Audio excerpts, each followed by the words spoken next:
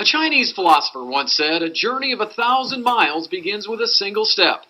At nearly 73 years old, Sam Leonard and 75-year-old Al Blake have covered significant mileage on their lifetime odometers. Al and Sam, who used to work at the same law firm together, are now about 280 miles into a 2,700-mile journey. The idea is to raise money for disabled and rehabbing veterans. Sam wanted to raise money for rehabbing veterans, and he and his friend Al Blake, who was with him at the start of the journey, set out to really give back more than anything. I think they were both 73, 75 respectively, and they wanted to do something fun. They wanted to go out and do something bigger than themselves. I think my dad was doing like 13 miles a day for like 2 years. They call him the walking man around here. If you went around with a hat on, people would just stop you and say, "Hey, you know Sam," or whatever, and they wrote him up in a bunch of newspapers. And he obviously had a kind of a hole in his life for his lack of service, lack of service to the military, and his, during Vietnam and the protesting, and really wasn't into it, but felt bad about it later in life, and wanted to give back. And it's about giving back. I think that's, when you talk about the Manion Foundation, it's about giving back to others, if not me, then who, and that's what it's all about. Unfortunately, health reasons prohibited Al Blake from making it much past the state of Florida, but Sam continued on 1,000 miles. At certain points along his journey, he would drive his car to the start point, he would take a bike off, he would walk the bike a distance, then ride his bike back to his car, drive the car back to where he finished, and then sleep in a Walmart parking lot in that car. He had so much gumption to keep this thing going that this is how a 73-year-old man was determined to see this journey through.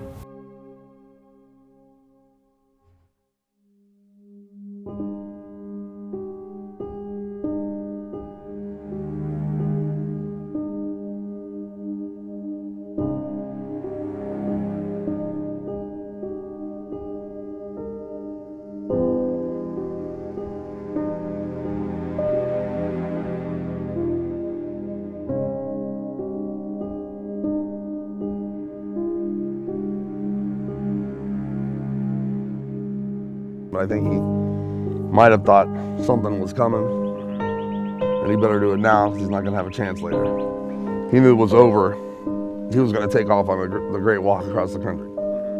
He had beat cancer twice, with esophageal cancer and lymph node cancer. He didn't know he had the third run of cancer, the stomach cancer. Yeah, he's obviously not scared. Taking a 17-foot boat across to the Bahamas a couple times, racing sailboats to Mexico, man on a quest always. This was just the last quest. When Sam was, close to passing away, I came to visit, and that was just something that was important to Sam, to finish this, to close that chapter in his book. And he wanted someone to do it. I was talking to Rip, he's like, "Well, what can we do?" And I'm like, I think I know some folks that can finish it up for us. And the first thing that popped in my mind was the Travis Manion Foundation. So I got an email from Ryan Manion and Josh Jabin, and he was asking the foundation if we knew of anybody that could take up this cause and finish this effort. And the emotions that I experienced in that little snapshot were pretty intense, and having the opportunity to go out and finish something for somebody I never met and have my friends Nick Biazzi and Matt Peace join me on the effort was a really special thing. Somewhere right before the end, I guess, he said he thought you guys would finish the walk because his dad was still alive. I think he heard that. I think he's watching, and I think he's pretty pumped up about it.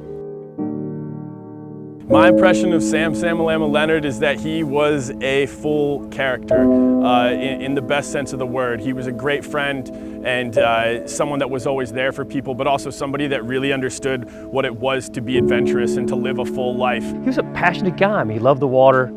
He loved to have a good time.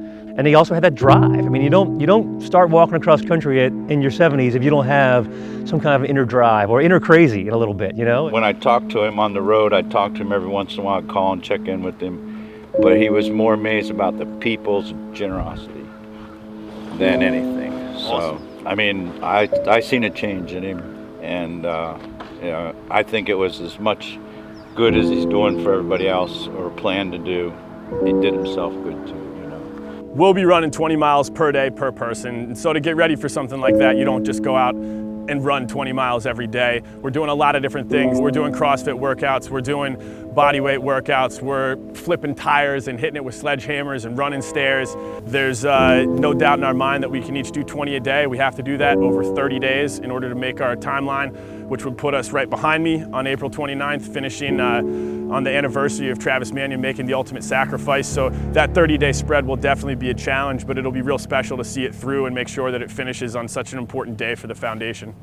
We're challenging everybody to embrace this if not me then who movement and find 15 moments over the course of the month of April to give back, to be something bigger than yourself, to look for these if not me then who moments that happen every single day. And those can be as simple as holding the door, smiling for a stranger. They could be bigger, getting involved with a cause that you're very passionate about and giving back in your community, cleaning up beaches, getting out and being a good neighbor, being a good son or daughter.